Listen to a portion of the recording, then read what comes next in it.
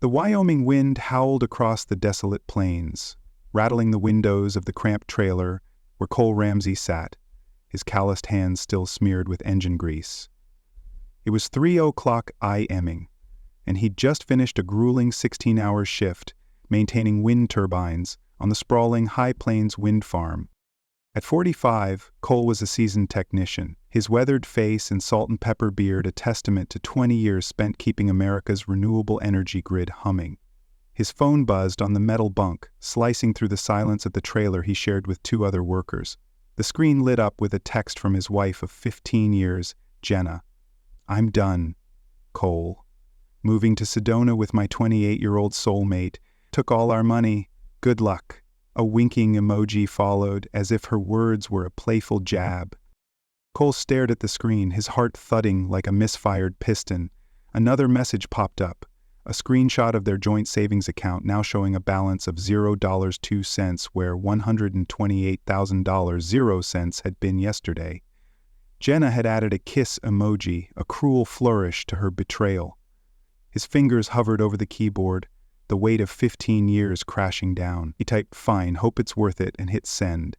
Then he powered off the phone, grabbed his towel, and headed for the communal shower, the cold tile grounding him as the shock settled in.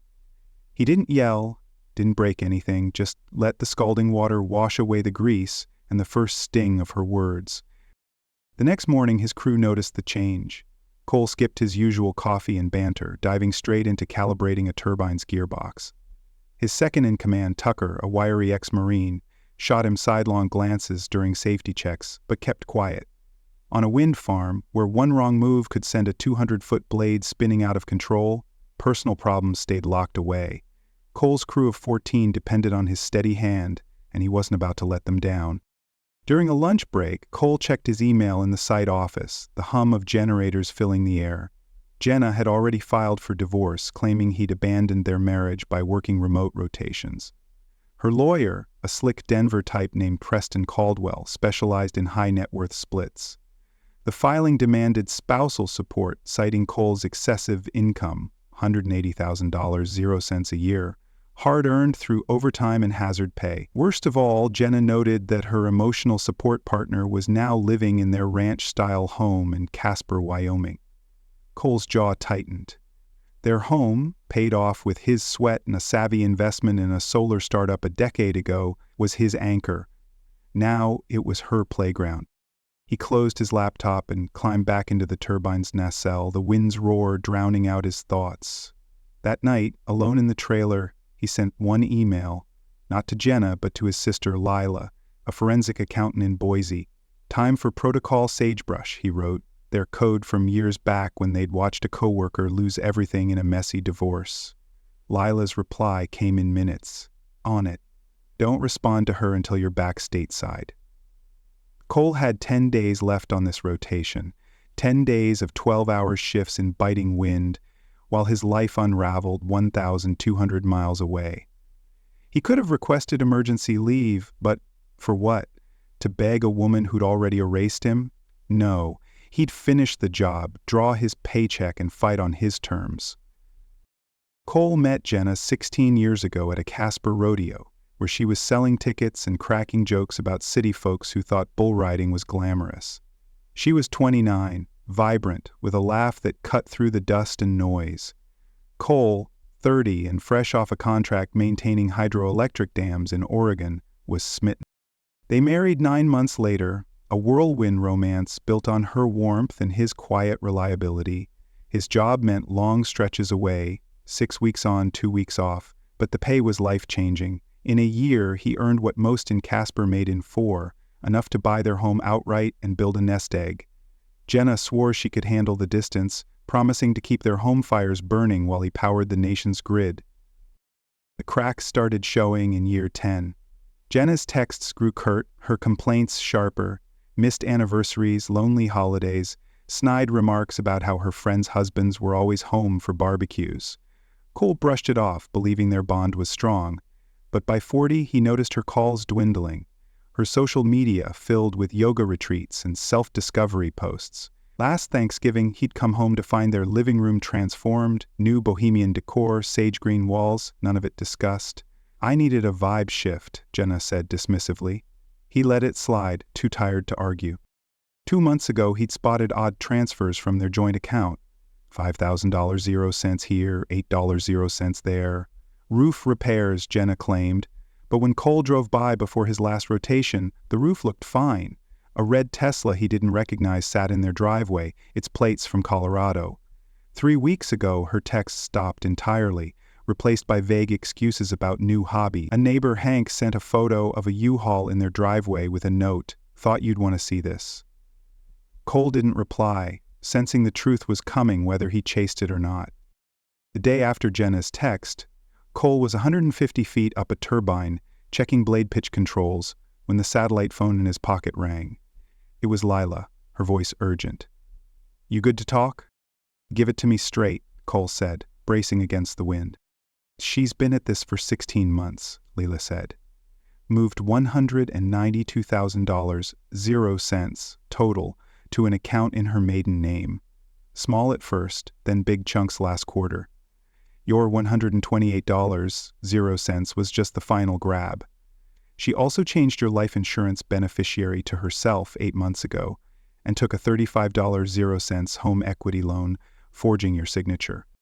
Cole's grip tightened on the turbine's railing, the horizon blurring for a moment. "There's more," Lila continued. "She spent the loan already, transferred it to an LLC owned by her boyfriend, Travis Colton, 28, part-time barista, ex-yoga instructor. He's got a history. 3 relationships with older women, all wealthy, all drained and dumped within 2 years. Cole's stomach churned. Anything else? Credit card charges for 2 one-way tickets to Sedona, booked for Monday, 5 days from now.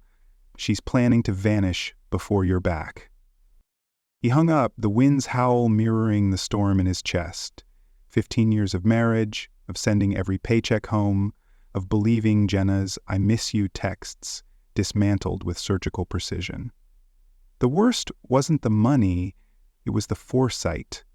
The months of lies while she smiled through video calls. And Travis? A hustler who saw Cole as a mark, not a man. In the trailer's dim light, Cole opened his laptop and logged into a secure email account only Lila knew about.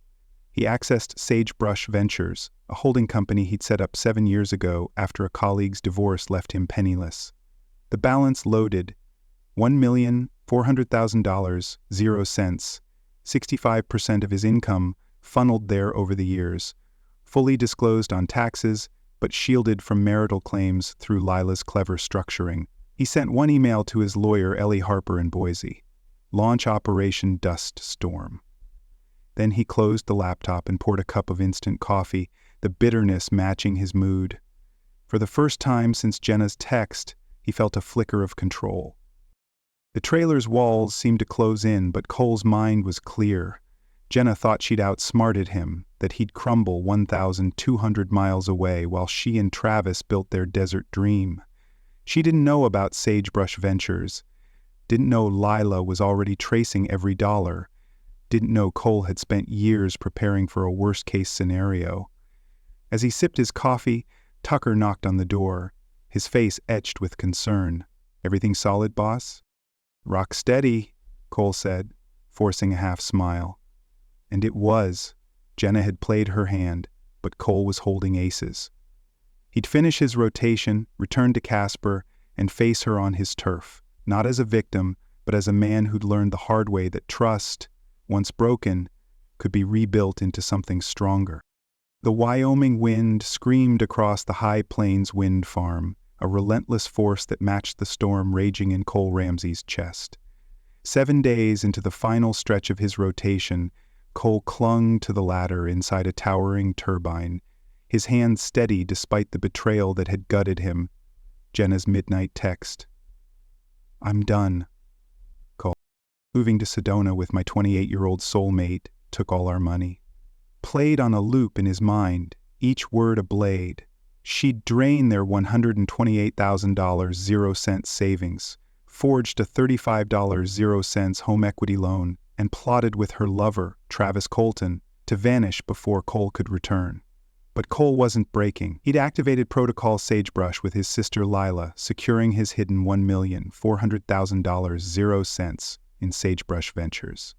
As he tightened a bolt 200 feet above the prairie, his resolve hardened. Jenna thought she'd won, but Cole was rewriting the endgame. Back in Casper, Jenna was unraveling her own plan, oblivious to Cole's countermove. She and Travis lounged in Cole's home, sipping his bourbon and packing his family heirlooms into boxes for their Sedona escape. But cracks were forming.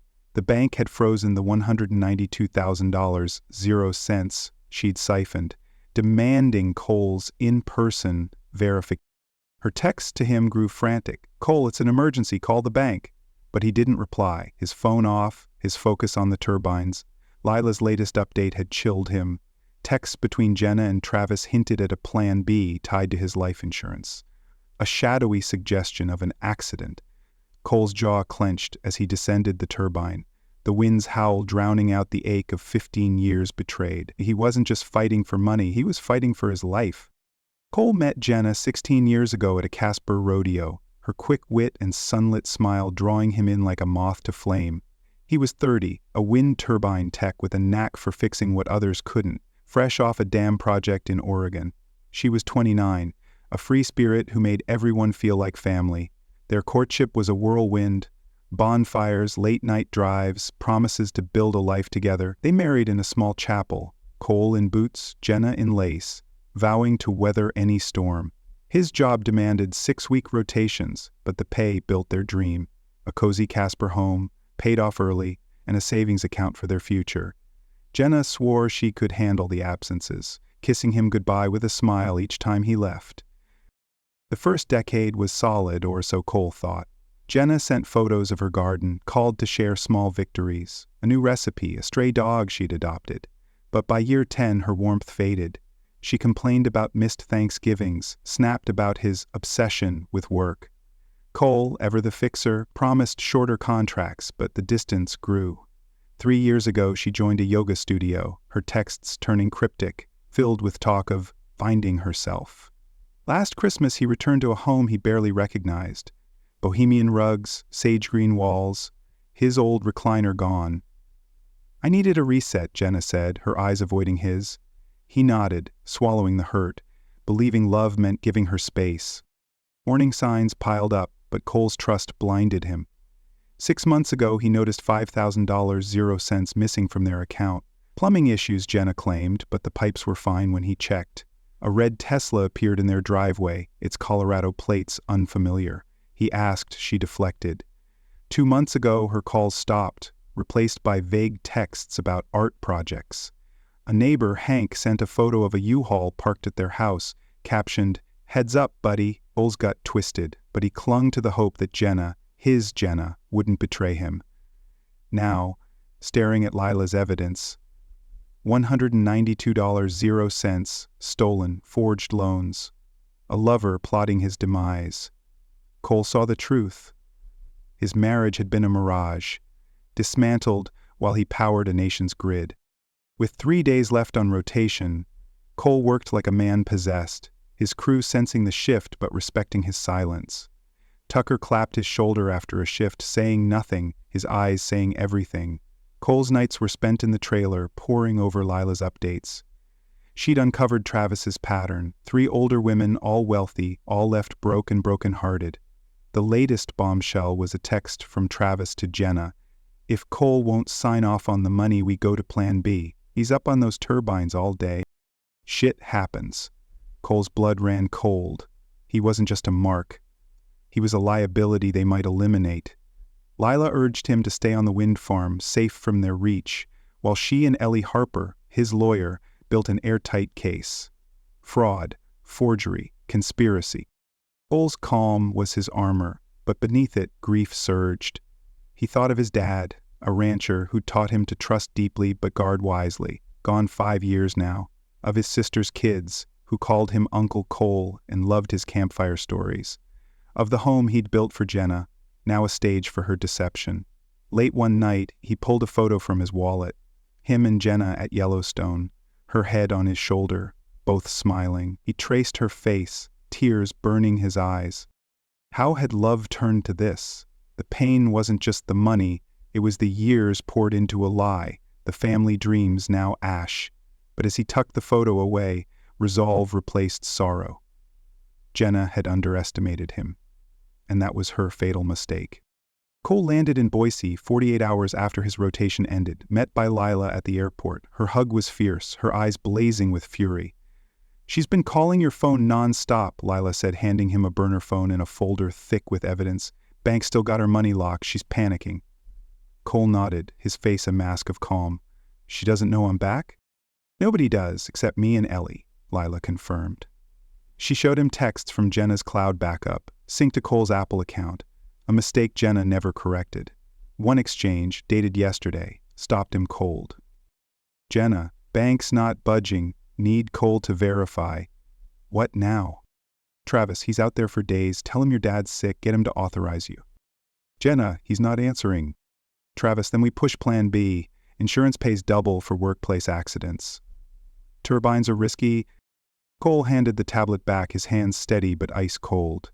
"This goes to Ellie?" "Already did," Lila said. "It's admissible. Conspiracy to commit fraud, maybe worse." They drove to Ellie's office, where the lawyer laid out their counterstrike. Divorce papers, a criminal complaint for forgery, an emergency motion to freeze Jenna's accounts and Travis's LLC. But Jenna had fired her own shot, filing a domestic violence claim, alleging Cole's emotional neglect and financial control made her fear for her safety. Ellie smirked. "She's grasping. Your badge logs and passport stamps prove you've been in Wyoming for 2 months straight. No judge will buy it." Cole leaned back, the plan crystallizing. "I want to be there when she's served, in Casper. I want her to see me." Ellie hesitated. "Risky. She can't know you're stateside yet." "I'll watch from Hank's place," Cole said, his voice low but unyielding. "I need to see her face when it falls apart." The 6-hour drive to Casper was a blur of sagebrush and regret. Cole replayed every missed sign, the Tesla, the U-Haul, Jenna's cold texts. Hank, a retired welder who'd known Cole's dad, greeted him with a silent nod at midnight. "They're clearing out your place," Hank said, pointing to his window overlooking Cole's driveway. "Fancy stuff. Your mom's silver, that old clock your dad fixed. Big trucks coming tomorrow." Cole's throat tightened. Those weren't just things. They were his history, his roots. He sat at Hank's kitchen table, the burner phone buzzing with Ellie's update.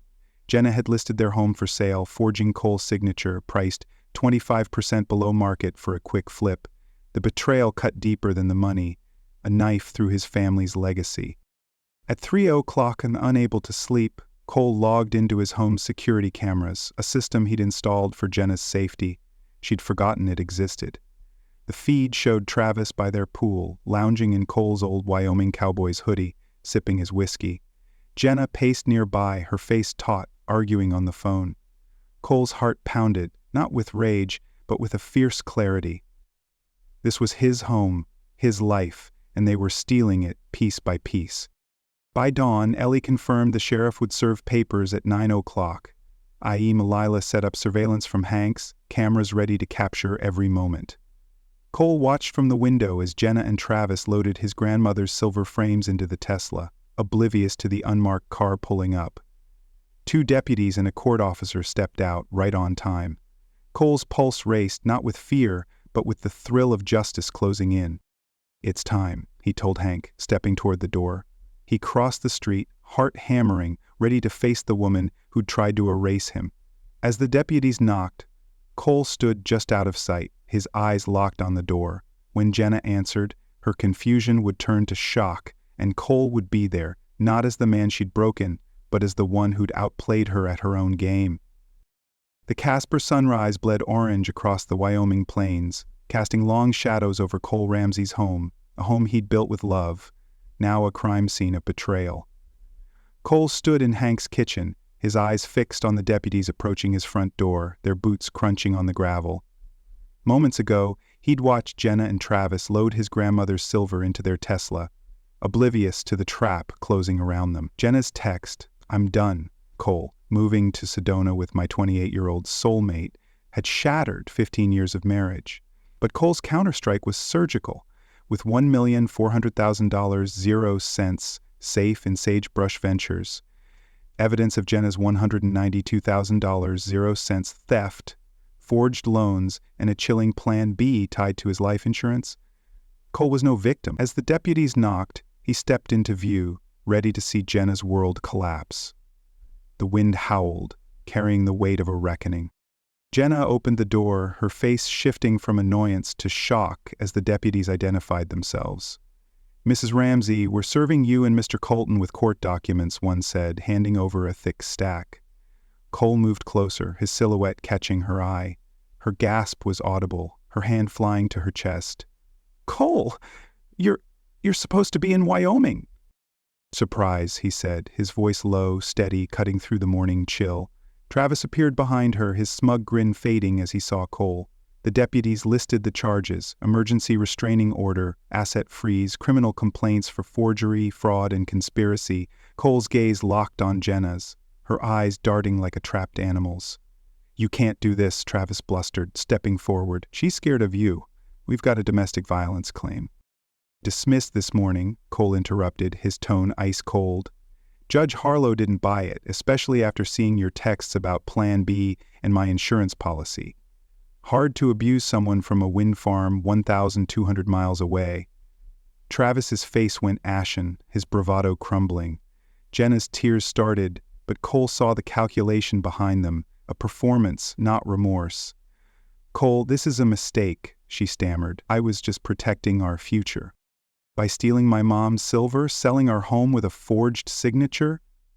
Cole gestured to the moving truck where his dad's antique clock sat, half-packed. "You protected yourself right out of everything." The court officer stepped in. 30 minutes to take personal items only, everything else stays." As Jenna and Travis retreated inside, supervised, Cole turned away, Hank's hand on his shoulder. "You did good, son," Hank said. Cole nodded, but the victory felt hollow, the weight of lost years pressing on his chest.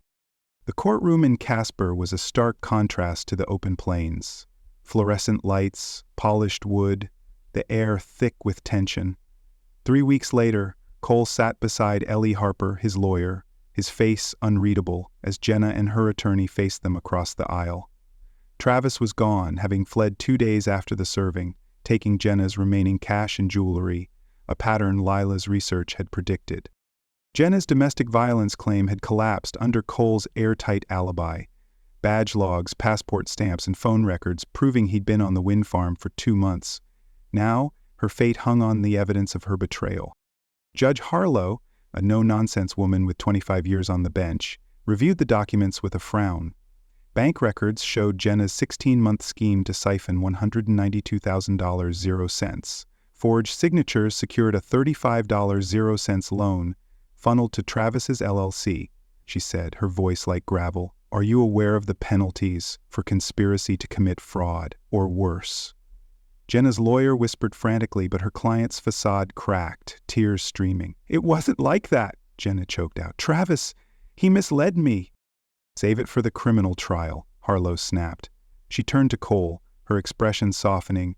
"Mr. Ramsey, your separate accounts in Sagebrush Ventures were legally structured, fully taxed, and used to support your household. This court sees no deceit in your actions, only prudence." The ruling was swift. All stolen assets returned to Cole, the Casper home solely his. Jenna's spousal support denied. The forgery and conspiracy evidence was referred to the DA for prosecution. As the gavel fell, Jenna tried to catch Cole's eye, her lips forming his name. He walked out, the courtroom doors closing on 15 years of lies. Outside, Lila hugged him, her eyes wet. "You're free, Cole." He nodded, but the triumph was bittersweet. He thought of his dad, who taught him to build with care, now gone. Of his sister's kids, who deserved an uncle not scarred by betrayal. Of the home he'd poured his heart into, now tainted. Tears stung his eyes. Not for Jenna, but for the man he'd been, trusting too deeply. He wiped them away, resolve hardening. This wasn't the end. It was the beginning. 6 months later, Cole stood on the porch of a cedar cabin nestled in Montana's Bitterroot Valley, a secret haven bought through Sagebrush Ventures. The The Clark Fork River glittered below, its rush a balm to his soul. He'd retired early from the wind farms, his $1,400,000 0-cent savings, tech investments, and solar royalties ensuring comfort for life. The Casper home was sold, its memories too heavy to keep. Hank had shipped Cole's heirlooms, his mom's silver, his dad's clock, to Montana, where they adorned the cabin's walls, a testament to roots unbroken. Jenna's fate was a footnote. Her forgery charges led to a plea deal, 5 years probation, restitution she'd never afford. Last Cole heard, she was crashing with a cousin in Denver working retail, her Sedona dreams dust. Travis had moved on to a widowed heiress in Nevada, his hustle unbroken. Cole felt no satisfaction in their ruin, only relief that he'd escaped their web. A letter arrived that morning, finalizing Sagebrush Ventures' dissolution. Its purpose, protecting Cole's future, was complete. As dusk painted the mountains gold, he sipped bourbon on a porch swing he'd built, the wood smooth under his hands. His phone buzzed, an offer to consult for a Colorado wind project, good pay, minimal travel. "I'll think about it," he told the caller, his voice calm. Tonight wasn't for decision, it was for peace, earned through years of toil and one brutal betrayal. Cole leaned back, the swing creaking softly. He thought of the turbines spinning faithfully under his care, of the family he'd rebuild, starting with Lila's kids at Christmas, of the lesson carved into his soul. Betrayal could shatter, but preparation, patience, and the law could rebuild. Jenna had tried to erase him, but Cole had risen, not with vengeance but with dignity, a man who'd turned pain into a legacy of strength. The river sang, and for the first time in years, Cole Ramsey was home.